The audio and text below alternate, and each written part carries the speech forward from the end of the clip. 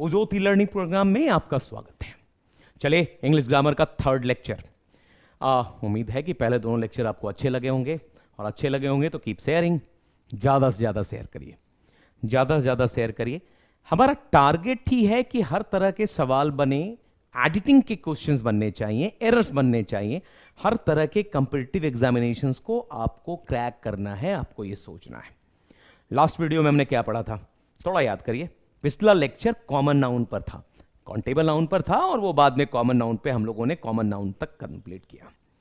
Common noun के बाद आज जो नाउन है वो क्या है, कलेक्टिव नाउन। बढ़िया, कलेक्टिव नाउन को हम लोग करेंगे। आपको बता दें कि कलेक्टिव नाउन को समझना बहुत जरूरी है भाई। ये बड़ा मुश्किल है लेकिन बहुत आसान भी है। टारगेट होना चाहिए, एक समझिए ना, दिमाग को पूरी तरह से कंसंट्रेट करिए। पिछली बार भी मैंने कहा था, फिर मैं कह रहा हूं, कंसिस्टेंसी बनाकर रखिए। बहुत ज्यादा पढ़ना है ऐसा नहीं है, लिमिटेड ही पढ़िए, रोज पढ़िए, रेगुलर पढ़िए, और बार बार वीडियोस को देखिए, उस पे क्वेश्चंस बनाइए। और हम भी इसको खत्म करके फिर एक सेशन क्वेश्चन का भी रखेंगे। देखिए कलेक्टिव नाउन क्या है, यहां वर्ड देखिए कलेक्ट, यहीं से सेंस निकालिए, क्या है, समूहवाचक संज्ञा। अब समूहवाचक संज्ञा, तो इसका डिफिनेशन थोड़ा बना लीजिए। डिफिनेशन क्या है, रेफर्स ए ग्रुप, रेफर्स ए ग्रुप। चलिए भैया, मामला खत्म, एक ग्रुप को रेफर करता है। रेफर्स ए ग्रुप, किसको रेफर करता है, एक ग्रुप को। आप कहिएगा सर एक ग्रुप को रेफर करता है, हां जी, एक ग्रुप को रेफर करता है। ग्रुप कहने का मतलब क्या हो गया, समूह। किसको रेफर करता है, एक समूह विशेष को। बढ़िया। अब देखिए आगे, समूह को रेफर करता है तो सिंगुलर है कि प्लूरल है।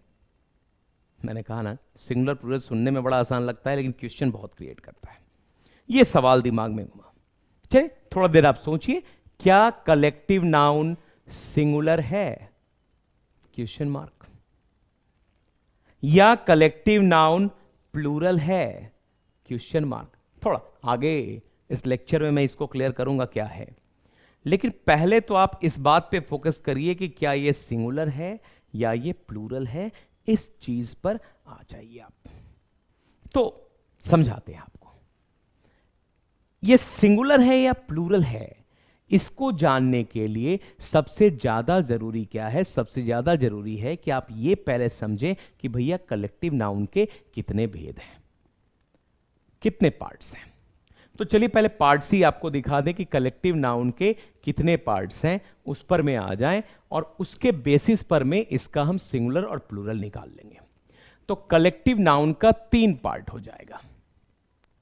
एक कहलाएगा जनरलाइजिंग, जनरलाइजिंग कलेक्टिव नाउन। देखिए एस की जगह जेड भी रख सकते हैं, जनरलाइजिंग कलेक्टिव नाउन, ये एक पार्ट में आ गया। बढ़िया।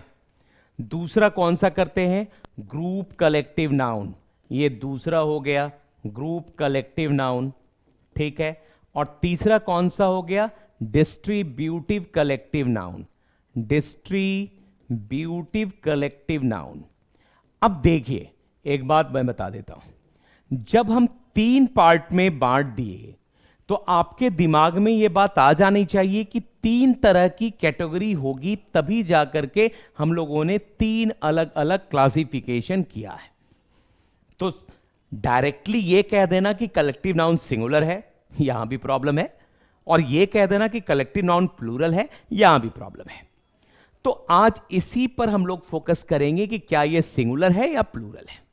तो एक एक करके लेते हैं और एक एक करके समझते हैं। बस एकदम बढ़िया से देखिए और बढ़िया से समझिए।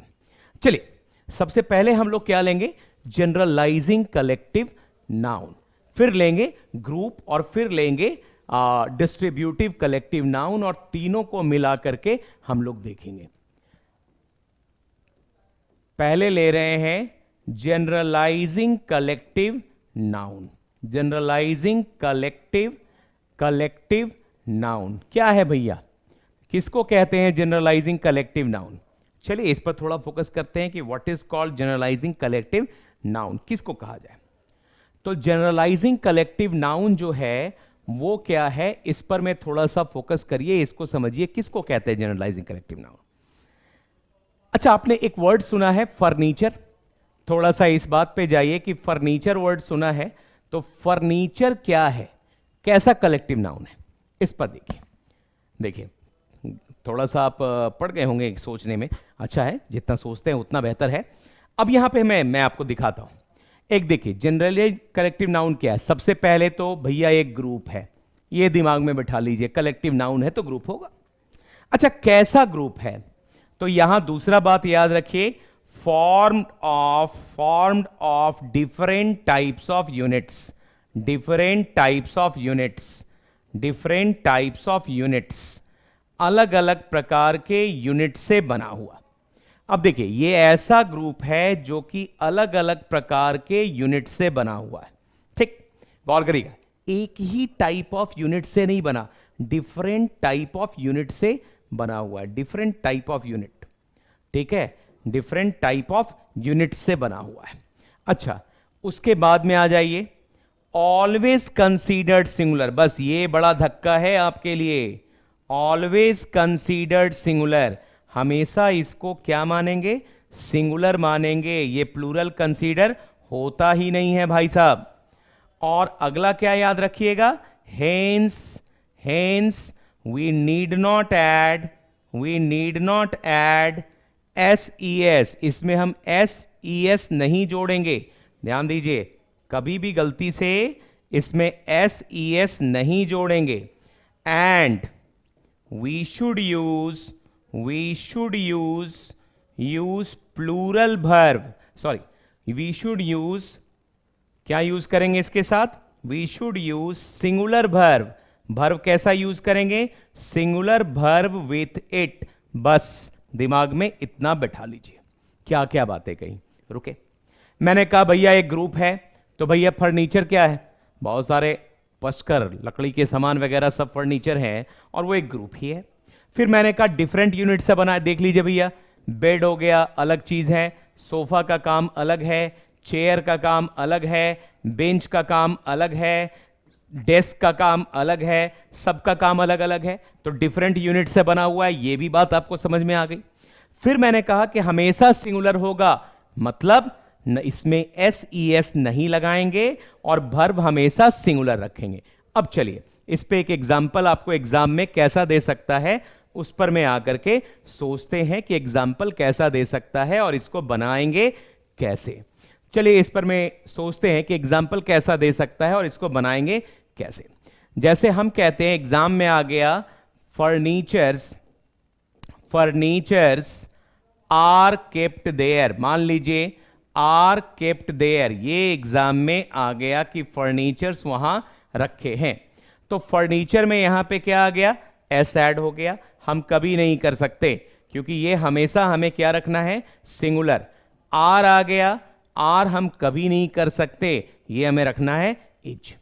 तो बस दिमाग में बैठा लीजिए, furniture is kept there, you can't write, आप कभी नहीं लिख सकते कि फर्नीचर्स, एस नहीं लगेगा, और आर ये तो तौबा कभी नहीं लगाइएगा। तो दिमाग में ये रखिए कि ऐसा ग्रुप जो डिफरेंट यूनिट से के मिलने से बना है वो जनरलाइजिंग कलेक्टिव नाउन है, हमेशा सिंगुलर होगा, एस ई एस नहीं लगाएंगे और वर्ब भी सिंगुलर रखेंगे। चार बातें रखिए, क्वेश्चन आराम से बनेगा। अब आइए दूसरे पर, जनरलाइजिंग हम लोगों ने क्लियर कर लिया। जनरलाइजिंग के बाद हम लोग आते हैं ग्रुप कलेक्टिव नाउन पर, और ग्रुप कलेक्टिव नाउन को देखते हैं। तो अगला देख रहे हैं ग्रुप कलेक्टिव नाउन, ठीक है, ग्रुप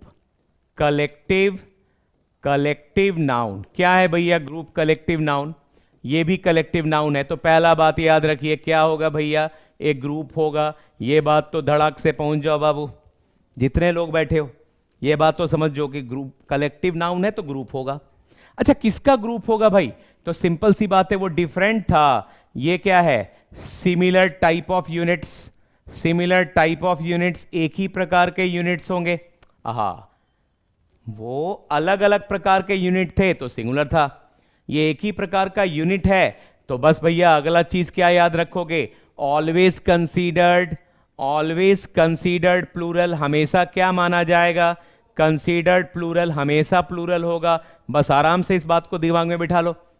क्या कहा? ये ग्रुप होगा, सिमिलर टाइप ऑफ यूनिट्स होगी, साथ में हमेशा क्या होगा? प्लूरल होगा। इसमें कोई डाउट नहीं है, हमेशा प्लूरल होगा, सिंगुलर हो ही नहीं सकता। कैसे? अब जैसे हम कहते हैं पुलिस, अच्छा पुलिस में क्या क्या आ गए भैया? कॉप आ गया, सिपाही हो गया। कॉप के बाद में आ जाइए पुलिस में, अब एसआई सब इंस्पेक्टर हो गया, और आ जाइए इंस्पेक्टर हो गया, और आइए डीवाईएसपी हो गए, और आइए एसपी हो गए, और जाइए आईजी हो गए। भैया पोस्ट अलग अलग हैं, लेकिन इनका काम क्या है? प्रोटेक्ट द सोसाइटी, प्रोटेक्शन देना। इनका काम भी प्रोटेक्शन, इनका ही प्रोटेक्शन, इनका ही प्रोटेक्शन, इनका ही प्रोटेक्शन। तो ओवरऑल पुलिस का काम क्या है? Protection of society. तो यूनिट कैसा हो गया इसका सारा? Similar kind of unit. अब यहां पे देखिए कि सिमिलर काइंड ऑफ यूनिट हो गया, और सिमिलर काइंड ऑफ यूनिट से आपने एक ग्रुप बना लिया। ठीक है, अच्छा तो ऐसा ग्रुप हमेशा प्लूरल होगा। तो क्या करेंगे? तो मान लीजिए कि किसी ने लिख दिया ऐसा पुलिस, अब पुलिस के साथ में लगा दिया इज, मान लीजिए लिख दिया यहां पे करप्ट। भैया ऐसा नहीं है, हिंदुस्तान की पुलिस बहुत अच्छी है। अब यहां देखिए पुलिस इज करप्ट लिखा, क्या कॉमन एरर है इसमें? पुलिस हमेशा प्लूरल है तो इज नहीं होगा, यहां आर होगा। अच्छा एक बात और याद रखेंगे, जब हमेशा प्लूरल है तो कभी भी पुलिसेस ये भी नहीं करेंगे, क्योंकि ऑलरेडी प्लूरल है, ये हमेशा क्या हो जाएगा? पुलिस आ जाएगा। अच्छा एक क्वेश्चन मैं बताता हूं, बहुत बार बैंकिंग में, एसएससी में इस पर में एक क्वेश्चन आया है जो मैं आपको दिखाता हूं, शायद आप उसको अप्रिशिएट करें, समझें। देखिए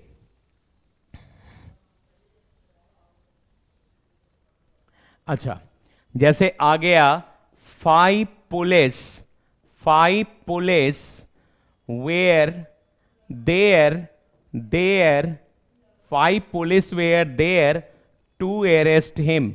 उन्हें अरेस्ट करने के लिए 5 पुलिस वाले थे। ठीक, अब इस सवाल पे आ रहे हैं तो क्या कह रहा है कि 5 police were there to arrest him. क्या सही है? अब पुलिस हमेशा प्लूरल है तो वेयर लगा हुआ है, तो इसमें तो कोई प्रॉब्लम नहीं, लेकिन प्रॉब्लम तो यहीं पर है भैया, पुलिस में ही प्रॉब्लम है। 5 पुलिस, एक बात बताइए कि पुलिस एक डिपार्टमेंट है, एक ग्रुप है, तो हम 5 पुलिस कैसे बोल सकते हैं? तो ऐसे क्वेश्चन के लिए ध्यान रखना है कि इस पुलिस के जगह पे हम सिंगुलर है तो पुलिस मैन लिख सकते हैं, और प्लूरल है तो पुलिस मेन लिख सकते हैं। बस इस बात को ध्यान पे रखिएगा। अब यहां 5 है तो हम क्या लिखेंगे? 5 पुलिसमैन, और आगे में यहां वेयर कर देंगे। तो ऐसा भी क्वेश्चन एग्जाम में आ सकता है। 5 पुलिस नहीं, ऐसा नहीं करेंगे, 5 पुलिस मैन करेंगे। इस बात को समझ जाइएगा। अब ये हम लोग ग्रुप कलेक्टिव नाउन को भी देख चुके हैं। अब ग्रुप कलेक्टिव नाउन के बाद जो अगला चीज है उस पर में आते हैं। तो अगली चीज क्या है? एक और कलेक्टिव नाउन बच रहा है, और वो कलेक्टिव नाउन है डिस्ट्रीब्यूटिव कलेक्टिव नाउन। तो चलिए फोकस करते हैं डिस्ट्रीब्यूटिव कलेक्टिव नाउन पे कि कैसे डिस्ट्रीब्यूटिव कलेक्टिव नाउन को समझना है।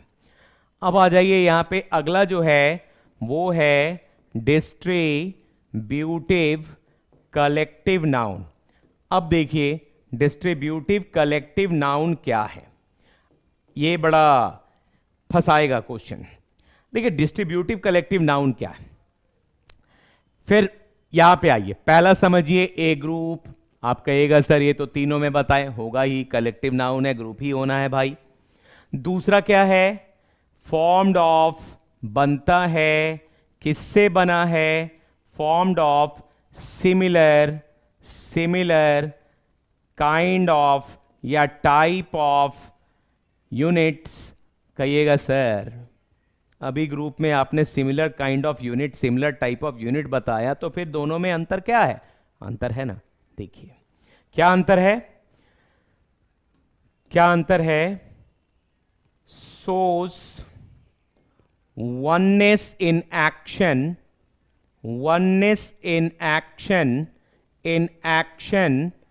at one time, माने कभी कभी एक्शन में वननेस दिखाता है, और दूसरा सोस separation in action separation in action another time. और कभी कभी एक्शन में क्या दिखाता है, सेपरेशन दिखलाता है। अब देखिए, कभी कभी एक्शन में वननेस दिखाता है, कभी कभी एक्शन में सेपरेशन दिखाता है। अब ये दो बातें, पहला मैंने कहा कि ये एक ग्रुप होगा कैसा, सिमिलर काइंड ऑफ यूनिट का होगा, एक्शन में वननेस दिखाएगा, साथ में क्या करेगा, एक्शन में क्या दिखाएगा, सेपरेशन भी दिखा सकता है। अब इस बात को देखिए, वननेस इन एक्शन भी दिखाएगा, एक्शन में सेपरेशन भी दिखाएगा। अब इस पे थोड़ा फोकस करिए, चलिए इस पे थोड़ा फोकस करिए, मैं समझाता हूं। कंफ्यूजन हो गया होगा, बहुत कंफ्यूजन है ना। चलिए कोई बात नहीं, कभी कभी कंफ्यूजन भी होना जरूरी है, कंफ्यूजन होगी तो बातें क्लियर होंगी। अब जैसे देखिए, मैंने एक वर्ड लिया जूरी, ध्यान दीजिएगा इस पे, जूरी क्या है। अच्छा, आपने एक फिल्म देखा होगा रुस्तम। अब रुस्तम फिल्म को अगर आप गौर से देखेंगे तो उसमें जूरी था, जिस जूरी ने इमोशनल होके कह दिया कि रुस्तम ने जो मर्डर किया है वो मर्डर की श्रेणी में नहीं आता, जबकि फैक्ट है 3 गोलियां मारी थी। एक्चुअली वो जो फिल्म थी ना, वो एक रियल कहानी पर थी, और इंडिया में ऐसा हुआ था, नेवल ऑफिसर के साथ ऐसा हुआ था, और जूरी ने उनको निर्दोष किया, बाद में हाई कोर्ट ने उनको दोषी कहा था। उस केस के बाद इंडिया में जूरी का सिस्टम ही हटा दिया गया था। अब इस चीज को थोड़ा सा यहां पे समझना है। जूरी क्या है, ग्रुप ऑफ पीपुल है who are going to adjudicate, जो जजिंग करेंगे, जस्टिस देंगे, न्याय करेंगे। अब मान लीजिए कि एक जूरी का ये मैंने एक ग्रुप बनाया। अब ध्यान दीजिए, ग्रुप में यहां पर मैं मान लीजिए जज 1, जज 2, जज 3, जज 4, जज 5, जज 6, जज 7, जज 8, ये 8 लोग हैं। और कोई एक्स नाम का मुद्दा आ गया, मान लीजिए मुद्दा आ गया कि एक आदमी को फ्री कर देना है। अगर ये सारे लोगों का एक ही विचार है कि हां भैया इस आदमी को फ्री कर देना है, अगर सबका विचार एक ही है, तो ऐसी स्थिति में यहां क्या हो गया, वननेस इन एक्शन। क्या हो जाएगा, वननेस इन एक्शन, समझ गए। एंड याद क्या रखिएगा, एंड द कलेक्टिव नाउन, जो कलेक्टिव नाउन होगा जो वननेस दिखाएगा, collective noun will be considered singular. उसको क्या मान लेंगे, कंसीडर्ड सिंगुलर। उसको क्या मान लेंगे, सिंगुलर मान लेंगे। ठीक है, अब कहिएगा कैसे। तो जैसे मान लीजिए जूरी की ही बात कर रहे हैं, तो मान लीजिए जूरी इज, हमने क्या कहा, द जूरी। अब देखिए सिंगुलर हुआ मतलब क्या, we need to use singular verb, we need to use singular verb. Verb भी हम क्या यूज करेंगे, सिंगुलर ही यूज करेंगे, प्लूरल तो नहीं। अच्छा देखिएगा, सिंगुलर हुआ प्लूरल हुआ, आप जूरी में चेंज मत कर दीजिएगा, उसमें ऐसी एस मत लगाइएगा, कभी नहीं लगता। अच्छा, the jury is in favor to release the culprit। Jury इस फेवर में है कि कल्प्रिट जो दोषी है उसको रिलीज कर दिया जाए। अब जूरी के जितने सदस्य हैं सब उस पर तैयार हैं, तो जूरी हो गया क्या, सिंगुलर। सिंगुलर हो गया तो वर्ब भी क्या लगेगा, सिंगुलर ही लगेगा। एक बात ये हो गई। अब दूसरी बात पे आ जाइए। इसी जूरी का एक और चेहरा आपको दिखलाते हैं, और उस पर समझिए कि उस पर में इसका सेंस क्या निकल के आ रहा है, क्या मतलब निकल के आ रहा है। तो जूरी का एक और हम ले लेते हैं और समझते हैं। तो क्या है, जूरी का हमने क्या किया, जूरी ही लिया। अब यहां पर में जूरी में बहुत सारे जजेस हैं, ये J1 हो गया, J2 हो गया, J3 हो गया, J4 हो गया, J5 हो गया, J6 हो गया, J7 है, J8 है। मान लीजिए कि एक कोई मुद्दा आया, उस मुद्दे पर इसका कहना X है तो इसका कहना Y है, इसका कहना Z है, ये A कह रहा है, ये B कह रहा है, ये C कह रहा है। अच्छा देखिए, इतने ज्यादा डिफरेंस नहीं भी आए, कम से कम 2 भाग में भी डिफरेंस अगर आ गया, एक कुछ लोग X कह रहे हैं, कुछ लोग Y कह रहे हैं, तो ये क्या हो जाएगा, सेपरेशन ऑफ एक्शन। देखो जूरी है, ग्रुप ही है, लेकिन अब क्या हो गया, सेपरेशन ऑफ एक्शन हो गया। और इन दिस केस इस केस में द कलेक्टिव नाउन, ये जो कलेक्टिव नाउन है, कलेक्टिव नाउन जो है इज कंसीडर्ड, उसको क्या मान लिया जाएगा, प्लूरल।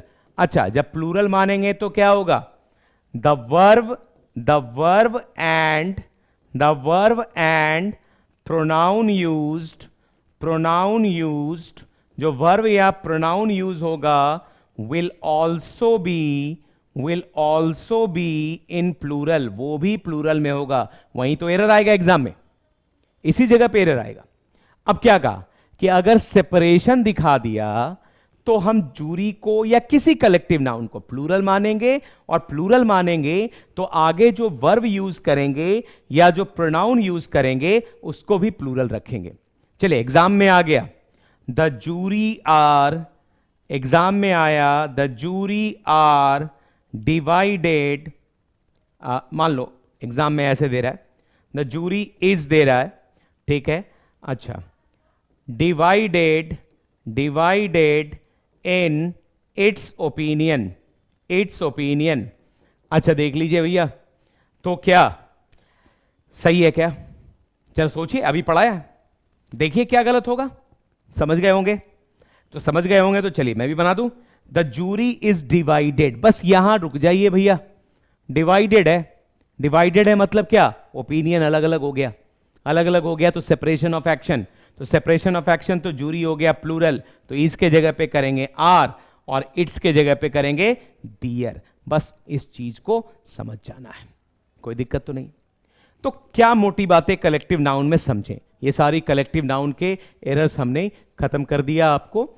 तो क्या कलेक्टिव नाउन में हम लोगों ने समझा आज के वीडियो लेक्चर में, थर्ड वीडियो लेक्चर है आपका, और हम लोगों ने पहले प्रॉपर नाउन के सारे एरर समझे थे, फिर हम लोग कॉमन नाउन का सारा एरर देखे, आज हम लोग कलेक्टिव नाउन का सारा एरर देख रहे थे। अब क्या इसमें आपने समझा, मोटी बात समझनी क्या है, कलेक्टिव नाउन एक ग्रुप है। फिर क्या समझना है कि तीन तरह के कलेक्टिव नाउन है, एक आपका जनरलाइजिंग है, जनरलाइजिंग क्या है, एक ऐसा ग्रुप जो डिफरेंट टाइप ऑफ यूनिट से बना है, वो हमेशा क्या होगा, सिंगुलर होगा, मतलब उसमें एस भी नहीं जोड़ेंगे और वर्ब भी सिंगुलर रखेंगे। फिर दूसरा क्या है, ग्रुप कलेक्टिव नाउन है, ग्रुप कलेक्टिव नाउन जो है वो सिमिलर काइंड ऑफ यूनिट से बना है, उसमें कैसा नाउन आने वाला है, तो सिमिलर काइंड ऑफ यूनिट का नाउन हमेशा प्लूरल होगा, एस उसमें भी नहीं लगाएंगे, याद रखिएगा, पुलिस का पुलिसेस नहीं करते, लेकिन वर्ब उसमें प्लूरल लगाएंगे। तीसरा क्या सिखाया कि डिस्ट्रीब्यूटिव कलेक्टिव नाउन है, डिस्ट्रीब्यूटिव कलेक्टिव नाउन में क्या होगा कि कभी कभी वननेस इन एक्शन, कभी कभी सेपरेशन इन एक्शन दिखाएगा, वननेस इन एक्शन दिखाएगा तो सिंगुलर होगा और सेपरेशन इन एक्शन दिखाएगा तो प्लूरल होगा। तो ये कुल मिलाकर के हमारा तीसरा लेक्चर यहां पर कंप्लीट हुआ, कलेक्टिव नाउन भी हम लोगों ने समझ लिया। अब अगला लेक्चर क्या होगा, अगला लेक्चर और भी इंटरेस्टिंग होने जा रहा है, वो है अनकाउंटेबल नाउन, और अगले लेक्चर में हम दो नाउन कवर करेंगे, मटेरियल और एब्स्ट्रैक्ट को एक साथ।